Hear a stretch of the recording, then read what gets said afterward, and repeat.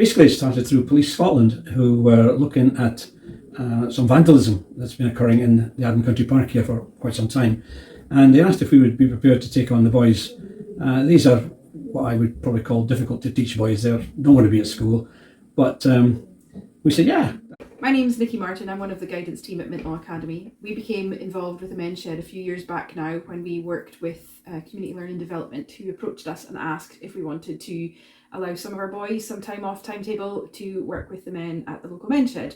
We initially thought of some young people who were struggling with their timetable in terms of engagement. They're just not the kind of boys that like to sit in a classroom all day, more physical kind of activities. And the two boys that we picked, you'll meet one later, Jack, he thrived, absolutely thrived. He knew fine that if he wasn't going to behave in school, he wasn't going to get to men's shed. And at the time, men's shed was the be all and end all for him. So much so that him and his friend Finn, through YPI, they tried to win the money for the YPI initiative, which is £3,000 for a local charity, and they won. And that was a huge give back to the community for them, because they gained so much out of Men's Shed. Right now we have 3 young people who are at Men's Shed. One is in 4th year. We don't tend to let the older ones out of class because it's their certificate year, but trying to take Charlie away from Men's Shed is nearly impossible. He has come through holidays, he comes in his spare time. He has got so much out of working with the Men's Shed. It's not just about the skills that they're learning, it's the conversations with the older generation, it's the respect that they're showing the senior citizens that they're learning too. So it's been so good for all the boys, and we've definitely seen a change, and we do thank the Men's Shed for that, because they definitely help with behaviour and attitude and outdoor skills and things like that. It's been brilliant, it really has. Mintlaw Academy took over, and they've been very, very positive as regards the way that they want us to deal with the boys. And we currently have 3 boys with us, and we're waiting for the 4th one. We have 2 on a Tuesday and 2 on a Monday. So really it's been a success story. 2 of the boys, as you have seen, Jack is currently an apprenticeship as an electrician, and Finn, his mate who did the YPI with him, he's an apprenticeship at Ravenhill Agricultural Place in Maud. So they've been, sort of the prime setups, the prime examples of the success story of our shed. We also have 2 other guys, Bill and Caleb, who are also on apprenticeships as well. So we just think that we feel we've contributed a wee bit to their life and the work that they've done, and how they've become, from what I suppose the school might have said, relatively no hopers, to be successful guys, young men. And we hope that we've kind of contributed towards that in some way. My name's Kyle Anderson, 13, 2nd year at school, and I heard about the Men's Shed through my guidance teacher. Been in the Men's Shed for about 4 or 5 months. I'd like to be a Sparky, and it's going good. I like it, enjoy it. Enjoy working with the Men's Shed members. I've learnt a lot of stuff. I'd like to be coming to the Men's Shed as long as possible until I leave school, and possibly even be a member one day. I'm Charlie and I'm 15 and I'm in S4. I've been here since S2, so 3 years now. I just do a bit of everything. Helped build that shed over there. Learning how to do picture framing, which is kind of a new thing here. There I'm just filling logs for people to burn.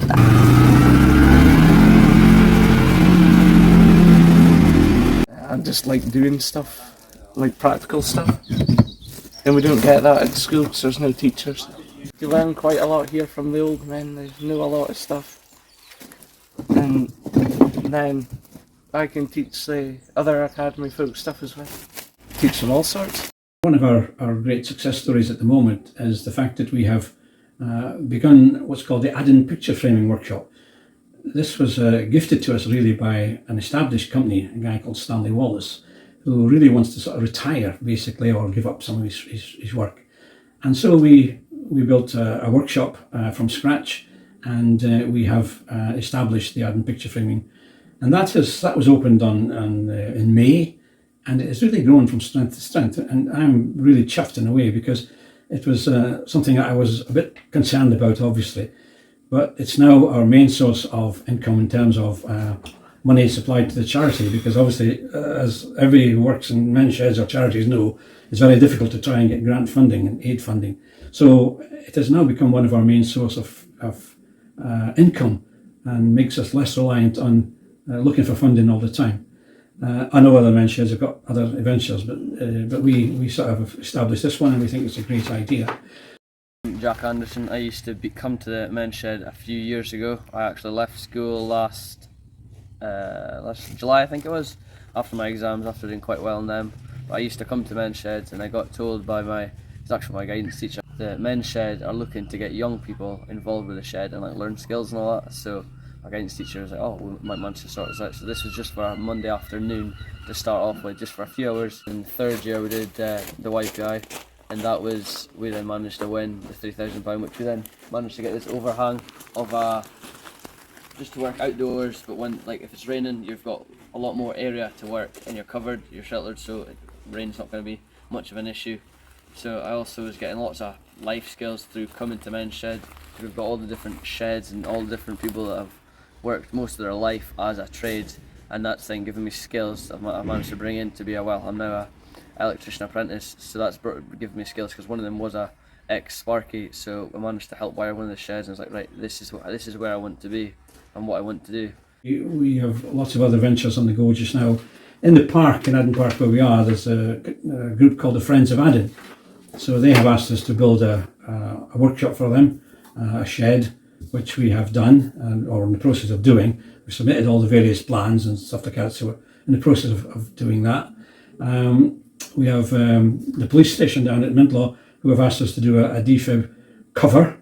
In the Aden Park itself, there's a caravan site, so we do lots of work for them, put up takedown marquees, and we're in the process of covering all their electrical boxes just now, to try and make them all wind and watertight, and windproof and watertight them. And just recently we were asked to establish an established charity called Bare Necessities, who work out of the village of Maud, not far from here. And they have a building that they've had asset transferred from Aberdeenshire Council. So they've asked us to remove all the old heating pipes and tear down the exterior of the building, so that they can refurbish that completely and put in some insulation and upgrade their building. So again, that's going to be a major project that's going to work over quite a number of weeks till we get that done. But it'll be an exciting project for the boys, because they'll just love getting in there and tearing the building apart. So that'll be fantastic. And we do really try to include the boys in all of our projects as much as we can. Tall ships were in Aberdeen, and another Jack, was one of our first students who came with us, and he is now part of one of the ships in the tall ships race. So again, another little success story on behalf of Mintlaw Men's Shed. One of the things that we were very pleased to have done last term, was being involved with Dylan, who was a wheelchair user. The Academy asked if he could come to the shed and work with us in the shed, but really the ground that we have wasn't really suitable for a wheelchair. So two of the guys spent every Monday with Dylan in the Academy for the woodworking period. And the two guys and Dylan built a bench which was suitable for the wheelchair to fit under the bench. And this really was mainly because Mintlaw Academy at the moment do not have any technical teachers. And we found it quite strange that that's a situation in academies today. But however, two of our guys, Tony and Chris, went to the academy and they worked with Dylan. And as it turned out, Dylan was the only guy from the academy last year that left with any sort of project at all. So again, we count that as a major success. We were asked if we would build this dipping platform for the BDP, for the rangers, so the kids could come down and see what life there is in the pond. So it was handed over to the young lads here. So they did a sterling job of it. It was just building it we did, so they did most of the build. I stood and watched them doing it. This is a walkway over again. After the dipping platform, we were asked if we would build a walkway here. And again, it was handed over to the boys. So it was early on in there, so we had to take it kind of under their wing a wee bit, but you get to learn them, and you start beginning to, the trust works both ways. They start trusting us, we start trusting them. We found out, like Sir Jack and Finn, kind of took it on a wee bit quicker, so they kind of got the gist of what to do. So we just left them to get on with it. Oh, but you went back and supervised them now and again, but they were currently just left to do it. We're making it in sections out of, so each week we'd almost just start with got like the plans to make what we were making, so we make it in sections, so we make like one side at a time, then the other sides, and then we'd hold them up with like sticks and all that, and then get all the flooring on as well, and then that'd be one section done. Obviously they can't work corded tools, so the cutting, I did most of the cutting for them, but they did the boring, the bolting, the measuring, and everything like that was left to them to do, and as you can see, it turned out quite well.